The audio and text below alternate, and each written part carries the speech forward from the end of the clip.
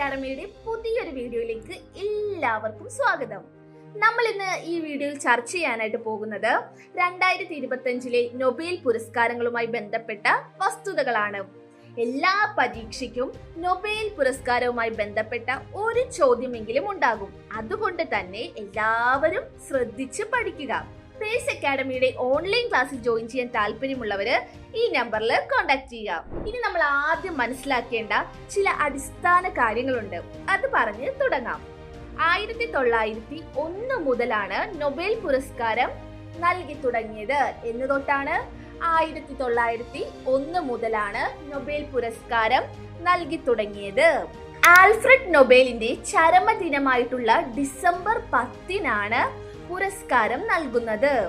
6 വിഷയങ്ങളിലായാണ് Nobel പുരസ്കാരം നൽകി വരുന്നത്. ഏതൊക്കെയാണ്?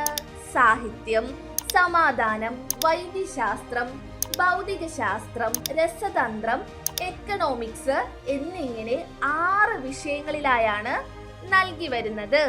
1969 മുതലാണ് എക്കണോമിക്സിനും കൂടി കൊടുത്തു തുടങ്ങിയത്.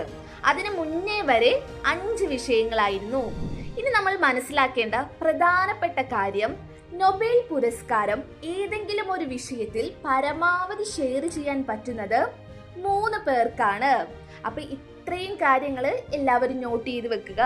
ഇനി നമുക്ക് 2025 നൊബേൽ പുരസ്കാരത്തിലേക്ക് വരാം. നമുക്ക് ആദ്യം 2025 സാഹിത്യ നൊബേൽ പുരസ്കാരം ലഭിച്ചത് ആർക്കാണെന്ന് നോക്കാം. അതൊരു ഹംഗേറിയൻ സാഹിത്യകാരനാണ്. ആർക്കാണ്? ഒരു ഹംഗേറിയൻ സാഹിത്യകാരനാണ്. അദ്ദേഹത്തിന്റെ പേരാണ് ലാസ്ലോ ക്രാസ്റ്റ്നഹോർക്കി. അപ്പോ ഒന്നുകൂടി പറയാം, 2025 സാഹിത്യ നൊബേൽ പുരസ്കാരം ലഭിച്ചത് ലാസ്ലോ ക്രാസ്റ്റ്നഹോർക്കിക്കാണ്. ഇനി 2025 സമാധാന നൊബേൽ പുരസ്കാരം നോക്കാം. ഒരുപാട് വാർത്തകളിലൊക്കെ ഇടം പിടിച്ച ഒരു പ്രഖ്യാപനം കൂടിയായിരുന്നു ഇത്. അതായത് ട്രംപ് സമാധാന പുരസ്കാരം തനിക്ക് വേണമെന്നൊക്കെ പറഞ്ഞിരുന്ന ഒരു സാഹചര്യത്തിലായിരുന്നു ഈ പ്രഖ്യാപനം നടന്നത്. 2025 സമാധാന നൊബേൽ പുരസ്കാരം ലഭിച്ചത് മരിയ കൊറീന മജാഡോ എന്ന വനിതയ്ക്കാണ്. വെനസ്വേലയിലെ പ്രതിപക്ഷ നേതാവും ജനാധിപത്യ പ്രവർത്തകയുമാണ് ആര്?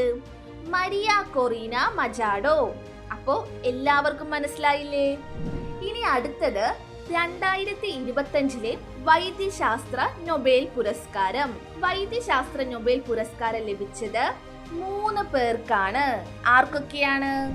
1 Mary E Branco, 2 Fred Ramsdell, 3 Shimon സകാഗുച്ചി. അങ്ങനെ 3 പേർക്കാണ് 2025 വൈദ്യശാസ്ത്ര നൊബേൽ പുരസ്കാരം ലഭിച്ചത്. ഇനി 2025 ഭൗതിക ശാസ്ത്ര നൊബേൽ പുരസ്കാരവും 3 പേർക്കാണ് നൽകിയത്. ആരൊക്കെയാണ്? 1 John Clarke, 2 John M Martinis, 3 Michel H Devoret. അങ്ങനെ 3 പേർക്കാണ് ഭൗതിക ശാസ്ത്രത്തിനുള്ള 2025 നൊബേൽ പുരസ്കാരം ലഭിച്ചത്. പേരുകളൊക്കെ എല്ലാവരും കൃത്യമായിട്ട് നോട്ട് ചെയ്യുക.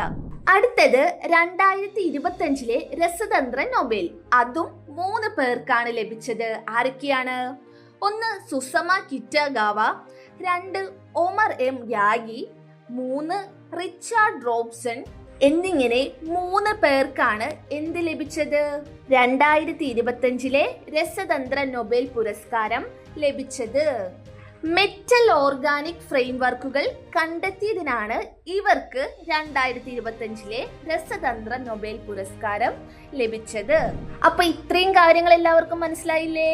ഇനി നമുക്ക് 2025 എക്കണോമിക്സിനുള്ള നൊബേൽ പുരസ്കാരം നോക്കാം. അതും 3 പേർക്കാണ് ലഭിച്ചത്. 1 Joel Mokyr, 2 Philippe Aghion, 3 Peter Howitt. ഇവർക്കാണ് എന്തിനുള്ള പുരസ്കാരം ലഭിച്ചത്? എക്കണോമിക്സിനുള്ള 2025 നൊബേൽ പുരസ്കാരം ലഭിച്ചത്. പേരുകളൊക്കെ എല്ലാവരും തറവായിട്ട് പഠിക്കുക.